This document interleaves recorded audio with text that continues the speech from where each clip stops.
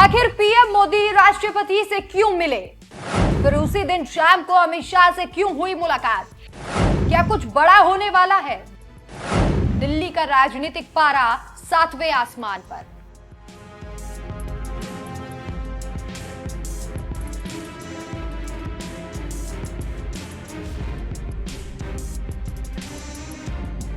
नमस्कार, मैं हूं आपके साथ राखी लांबा और आप देख रहे हैं न्यूज एक्सप्रेस। भारतीय संसद का मॉनसून सत्र अक्सर तूफानी होता है, लेकिन इस बार हालात कुछ अलग है।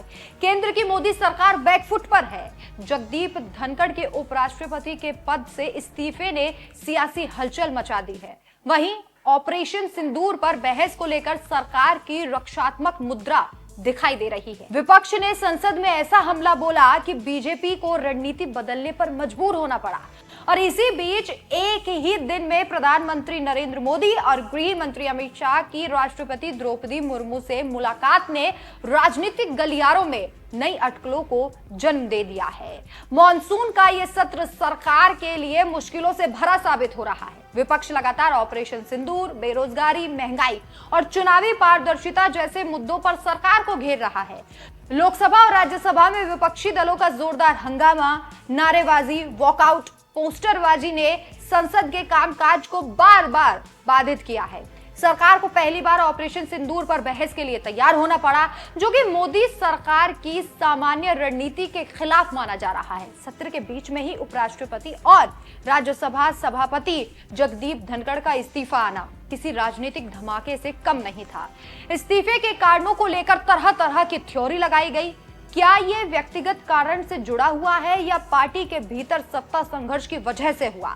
विपक्ष का आरोप है कि धनखड़ ने दबाव में आकर इस्तीफा दिया। बीजेपी के भीतर ही कई नेता मान रहे हैं कि ये कदम आने वाले बड़े फेरबदल का हिस्सा हो सकते हैं। इस्तीफे के बाद राज्यसभा में कार्रवाई ठप रही और विपक्ष ने नए उपराष्ट्रपति की नियुक्ति की प्रक्रिया पर भी सवाल खड़े किए।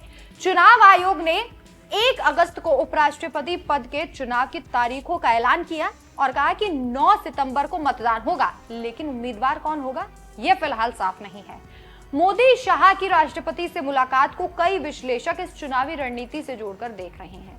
विपक्ष पहले से ही एक संयुक्त उम्मीदवार उतारने की कोशिश में है। संसद में सबसे ज्यादा गूंजने वाला मुद्दा ऑपरेशन सिंदूर रहा। विपक्ष का आरोप है कि सरकार ने सैन्य कार्रवाई की जानकारी छिपाई और जनता को अंधेरे में रखा। राहुल गांधी इस मुद्दे को लेकर टीएमसी और वामपंथी दलों तक ने राहुल गांधी के साथ साथ इस मुद्दे पर सरकार से जवाब मांगा। मोदी सरकार को मजबूरन बहस के लिए सहमत भी होना पड़ा, जो कि विपक्ष की एक बड़ी जीत मानी जा रही है। शनिवार को प्रधानमंत्री नरेंद्र मोदी और गृह मंत्री अमित शाह ने अलग अलग समय पर राष्ट्रपति द्रौपदी मुर्मू से मुलाकात की है और आधिकारिक बयान में इस मुलाकात का कारण नहीं बताया गया, जिससे सियासी अटकलों को और ज्यादा हवा मिली।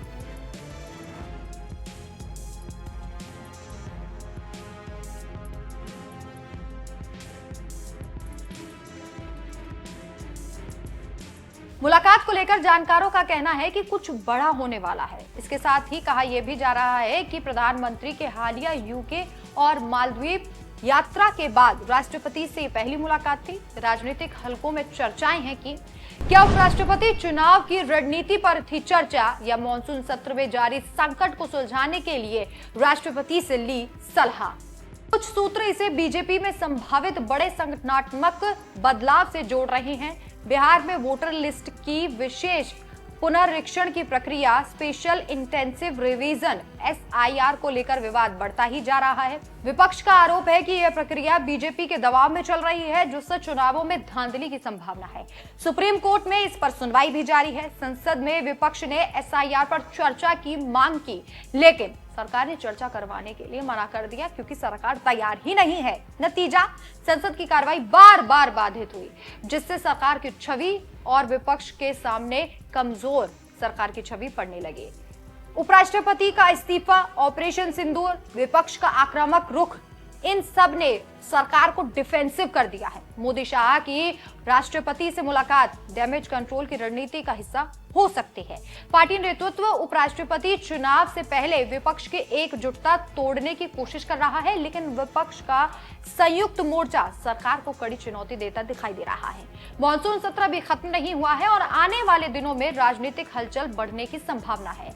अब आपको बता दें कि उपराष्ट्रपति चुनाव से पहले नए नामों का ऐलान, ऑपरेशन सिंदूर पर बहस का राजनीतिक असर, बिहार एसआईआर विवाद पर सुप्रीम कोर्ट का फैसला, ये सब मिलकर सरकार की मुश्किलें बढ़ा भी सकते हैं। बीजेपी के लिए यह सत्र सिर्फ एक विधायी चुनौती नहीं, बल्कि सत्ता के शिखर पर बैठे उन लोगों की एक परीक्षा बन गया है।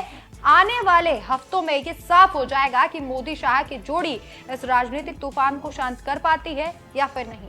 देखना होगा कि आगे क्या होता है और आगे क्या मोदी शाह धमाका करते हैं।